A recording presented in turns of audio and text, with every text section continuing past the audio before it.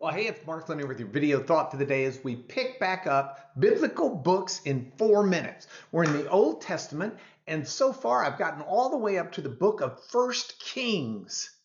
This is a book of super success and flagrant failure.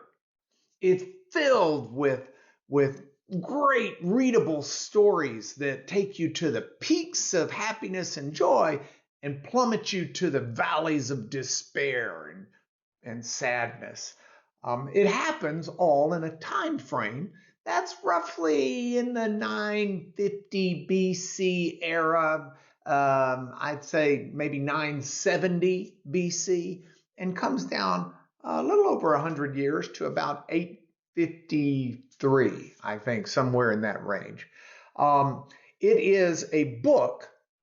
By the way, in comparison, these are the dark ages in Greece, not dark because of cultural regression, but dark because we don't have a lot of history.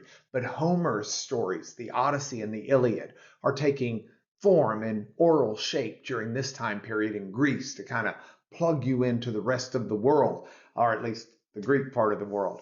Anyway, here's the three main things that are takeaways from the book of First Kings. First, you read about Solomon's reign.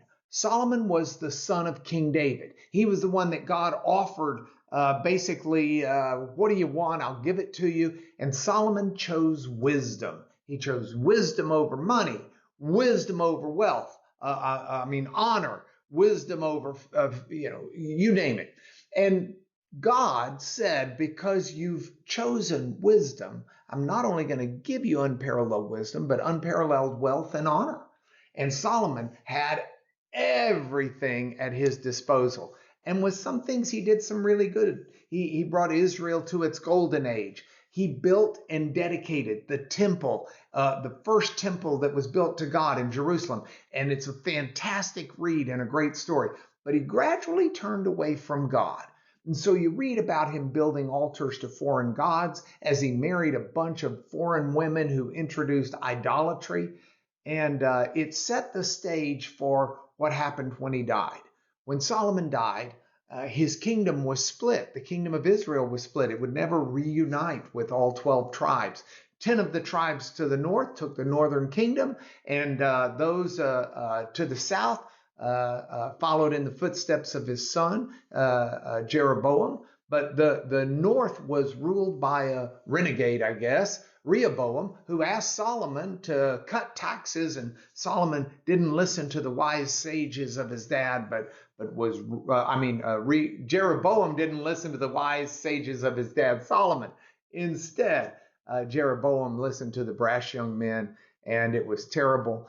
The kingdom gets split. The northern kingdom sets up their own idolatrous sites and worship sites, and kings in the north and kings in the south generally become wicked kings. They don't do well. The prophet Elijah comes, and so we read about the prophet Elijah in First Kings, and Ahab, the wicked king, with Jezebel, his wicked queen.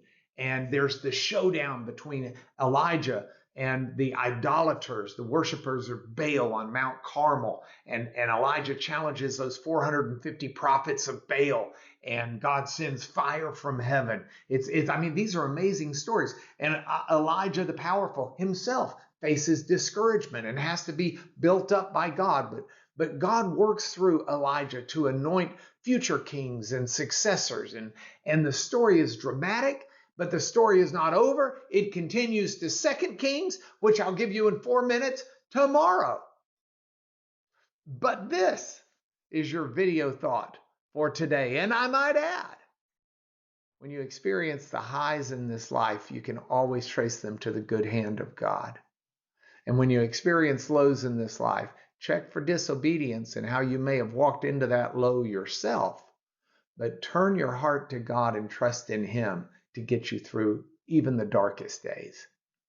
That finishes your video thought for the day.